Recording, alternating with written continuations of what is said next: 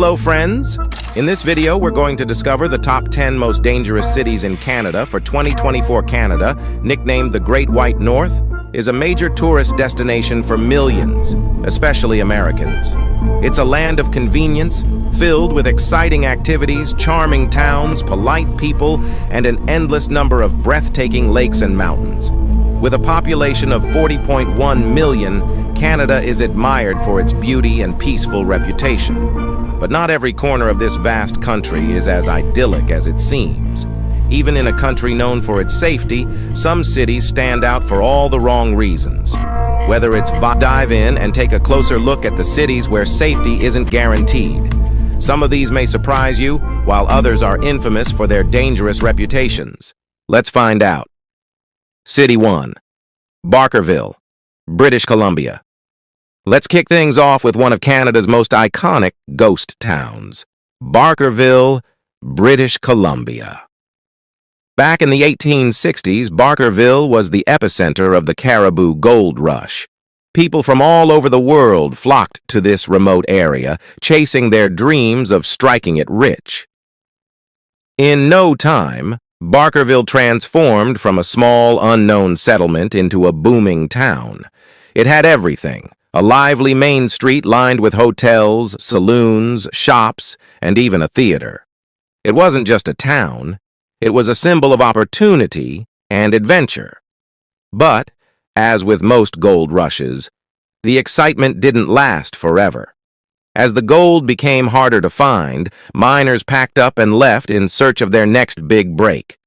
Barkerville's population rapidly declined, and by the early 1900s, the once thriving town was nearly deserted. Today, Barkerville is frozen in time, preserved as a National Historic Site.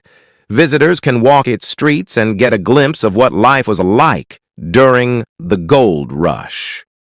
But while tourists come and go, the town itself remains eerily still, a reminder of how quickly fortune can fade. Though Barkerville is no longer a bustling hub of activity, it stands as a fascinating chapter in Canada's history, showing how a town can rise and fall in the blink of an eye, a place where dreams were made and quickly forgotten. City 2. Gagnon, Quebec. Next up is Gagnon, Quebec. A town that didn't just fall into ruin but was completely wiped off the map. Gagnon was founded in the 1960s as a mining town built around the rich iron ore deposits in the region. The town quickly flourished, with homes, schools, and everything you'd expect in a thriving community. Life was good, and Gagnon became a symbol of economic success in the remote wilderness of northern Quebec. However, this prosperity came to an abrupt halt in the 1980s, when the iron ore mine that supported the town shut down. With no other industries to sustain it, Gagnon was abandoned almost overnight. But what makes Gagnon's story truly unique is that the town didn't just become a ghost town. It was literally erased. Every building, every piece of infrastructure was demolished. Today, if you visit the site where Gagnon once stood, you won't find crumbling ruins or abandoned houses. Instead, there's nothing. Just an empty stretch of road surrounded by forest. It's a rare case of a town being intentionally removed from existence. Gagnon went from a bustling town to nothing but a memory in just a few short years, leaving behind no trace of its former life. It's a haunting reminder of how dependent some cities are on the industries that build them and how quickly they can vanish when those industries collapse. City 3. Kitsault, British Columbia. Our next stop takes us to Kitsault, British Columbia, a town that's not just abandoned, but eerily frozen in time. Kitsault was built in the late 1970s, designed as a home for workers of a booming molybdenum mine. The town was state-of-the-art, complete with modern homes, a shopping mall, a hospital, and even a movie theater. It was the perfect picture of a thriving modern community. But Kitsault's prosperity didn't last long. After only 18 months of operation, the price of molybdenum crashed, and the mine was forced to close in 1982. Almost overnight, the residents packed their bags and left, abandoning the town just as quickly as they had arrived. What's fascinating about Kitsault is that, unlike other ghost towns, it was never allowed to decay. The town's buildings are still in perfect condition, as if the people who lived there had just stepped out for a moment. The electricity still works, the lawns are maintained, and the streets are clean, yet no one lives there. Kitsault is often called a modern ghost town, a place that feels more like a movie set than a long-forgotten relic of the past. Today, Kitsault is privately owned by a businessman with dreams of reviving it, but for now, it remains frozen in time, a perfectly preserved reminder of how quickly a town's fortunes can change. City 4. Val-Jalbert, Quebec. Our journey continues with Val-Jalbert, Quebec, a once thriving industrial town that now stands as a living museum. Founded in the early 1900s, Val-Jalbert was built around a massive pulp mill that produced paper for the growing demand across North America. The town was incredibly advanced for its time, with modern amenities like electricity in homes, a luxury many cities couldn't yet offer. The people of Val-Jalbert lived comfortably, and the town flourished alongside its booming industry. But as with many single-industry towns, its fate was tied to the success of the mill. When the mill shut down in 1927, the town's lifeblood was cut off. Without the mill to provide jobs and economic stability, Val-Jalbert's population dwindled rapidly.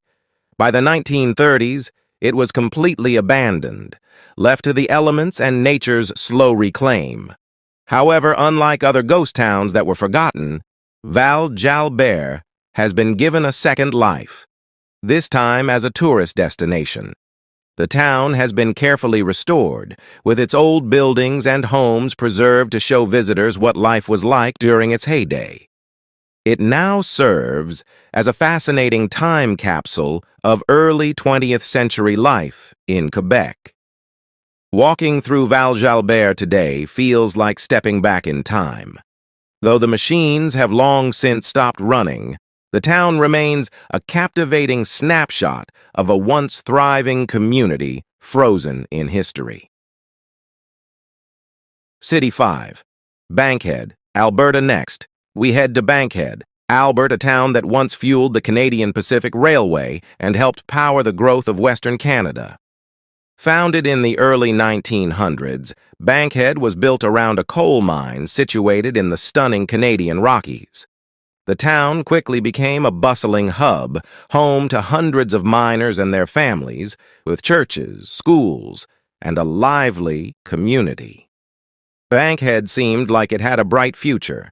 However, Bankhead's downfall came much sooner than expected. The coal extracted from the mine was of lower quality, and combined with labor disputes and a decline in demand, the mine was closed in 1922. After just 2 decades of operation, once the mine shut down, there was little reason for people to stay. The residents packed up and buildings were either dismantled or moved to nearby communities like Banff. Today, Bankhead is a ghost town, its ruins scattered among the trees. Now a part of Banff National Park, Bankhead stands as a quiet reminder of how a community built on coal could disappear as quickly as it appeared. And there you have it. 5 Canadian cities that were once full of life, but are now just memories. Which story surprised you the most? Let us know in the comments. We'd love to hear your thoughts. If you enjoyed this video, then check our last one to get more and informative videos. Like this video. Thanks for watching. A city does not die when its last resident moves away. Death happens when municipalities lose the industries and vital populations that made them important cities, which not only keeps people from relocating to these areas but is actually an incentive for them to move away. This in turn leads to the image of these cities as desolate urbanscapes. In today's video we will be showing you 10 American cities that are dead forever. But before starting the video I want we put our best efforts to create a single video, so please don't forget to like the video and subscribe to the channel. Let's start. Number 10. Buffalo, New York State. World-class architecture, a vibrant art scene, thriving neighborhoods, and a resurgent waterfront, it's all in Buffalo, a classic American city undergoing a 21st century renaissance. In 1900, Buffalo was the 8th largest city in America. It was located on one of the busiest sections of the Erie Canal, the terminus of the canal on the Great Lakes. Thanks to its location, Buffalo had huge grain milling operations and one of the largest steel mills in the country. Buffalo prospered during World War II, as did many northern industrial cities. After the World War II, the manufacturing plants returned to the production of cars and industrial goods. The population rose to more than 500,000 in the mid-1950s. It is half that today. Buffalo was wounded irreparably by the deindustrialization of America. Number 9. Flint, Michigan. Flint is an industrial city an hour northwest of Detroit in Michigan. It was the home of many General Motors factories, including the Buick World Headquarters. Flint has fallen on hard times over the past 30 years due to the decline of the American automotive industry. The equivalent of municipal bankruptcy in 2002. The city had almost 200,000 residents in 1960 and has fewer than 100,000 today. The downfall of Flint can be described in a sentence. In 1960, General Motors employed 80,000 people in Flint, and it employs fewer than 8,000 today. Flint was the headquarters of General Motors' Buick division for years, but these operations were moved to Detroit in 1998. Number 8. Hartford, Connecticut. Hartford is the capital city of the Connecticut, and Hartford is one of America's oldest and most historic cities. The city was once the insurance capital of the world. In 1950, the city's population peaked at more than 177,000 and has dropped to 124,000 recently. Hartford was beyond being an insurance center, also home to a number of manufacturing and publishing businesses. Hartford lost some of its insurance firms as they moved to new locations, primarily because of consolidation in this sector. 5 large financial firms have downsized their workforces. These include MetLife, Cigna, Lincoln Financial, Mass Mutual, and perhaps most depressing of all, The Hartford. Number 7. Cleveland, Ohio. This major American city is facing a crisis as one of its most important assets faces destruction, facing a lot of risks. Cleveland became a major port and land transportation hub due to its central location on Lake Erie. A number of the largest rubber companies in the world and other manufacturers for the car and steel industry were also located near or in the city. Cleveland had 914,000 residents in 1950. The figure is below 480,000 today. A number of the large manufacturing operations have left the region or downsized based on the transfer of the steel, rubber, and car industries elsewhere, particularly to Japan. 6. New Orleans, Louisiana. The location of New Orleans at the mouth of the Mississippi made it one of the most important ports in America for more than 200 years. Oddly enough, New Orleans remains a massive port, but a number of the jobs which were once performed by laborers are now automated. A great deal of the commercial traffic which once moved by river is now transported more efficiently by truck, rail, and air. The city had also been a financial capital of the South because of the cotton and river trade. Faster-growing southern cities like Atlanta became more important financial centers as their populations grew. The city also suffered from its location, part of it below sea level, and several hurricanes that hit the city, particularly Hurricane Betsy in 1965. In August 2005, Hurricane Katrina dealt the city a nearly fatal blow. In the year after that, the population dropped to just above 250,000, down from 627,000 in 1960. The BP oil crisis has already begun to damage what might have been a nascent recovery post-Katrina. Number 5. Detroit, Michigan. The Motor City was the 5th largest city in America with a population of almost 1.9 million in 1950.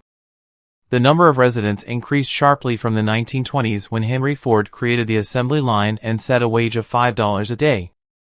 Workers streamed in from the Deep South and other parts of the Midwest. The huge car companies became defense contractors during World War II. Detroit's demise began with the rise of Japanese imports in the 1970s. The Arab oil embargo increased the appetite of U.S. consumers for high-mileage cars. The Big Three built products that were acceptable to consumers until they saw higher-quality Japanese cars which began to flood the markets in great numbers in the 1980s. Detroit's car manufacturing base was nearly destroyed, symbolized by the Chapter 11 filings of General Motors and Chrysler. Number 4. Albany, New York State. It was once one of the largest inland ports in the world, sitting near the place where the Hudson River meets the Erie Canal. This helped it become a major center for finished lumber and iron works. Perhaps because of the influence of the politicians who worked in the city, several universities and colleges were built there. The city's manufacturing industry helped the population to rise to 134,000 in 1950. It is now under 95,000. The higher education institutions in the region have begun to help Albany become a regional center for information technology and the biotechnology industries, but these are not large enough to offset declines in the city's fortunes which began in the 1960s. Number 3. Atlantic City, New Jersey. Now known mostly for its gambling business, Atlantic City was dying before legislation allowed gaming companies to operate there. The city was created as a tourist location in the 1880s and a number of massive hotels were built there. The city's appeal to tourists was damaged primarily by two things. The first was the availability of inexpensive air travel to southern resorts areas like Florida. Vacationers could fly from New York to Miami, Fort Lauderdale, and Palm Beach in less time than it took to drive to Atlantic City. The second, the rise of Las Vegas as the gaming capital of the world, made it the preferred destination for many conventions. Atlantic City got into the gambling industry in 1978 too late. Number 2. Allentown, Pennsylvania. It is the third largest city in Pennsylvania with a population of 125,845 as of the 2020 census and was the 68th most populous metropolitan area in the United States as of 2020. This Pennsylvania city had two advantages in the middle of the last century. It was well located for railroads that moved freight from the Midwest through Pennsylvania and New Jersey to the eastern seaboard. Its proximity to iron ore made it a major manufacturing center and refiner, much like Bethlehem to its east and Pittsburgh to its west.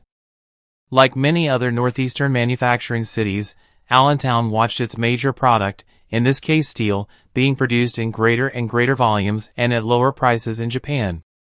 Number 1. Galveston, Texas. This Texas city was one of the largest ports in the U.S. 100 years ago.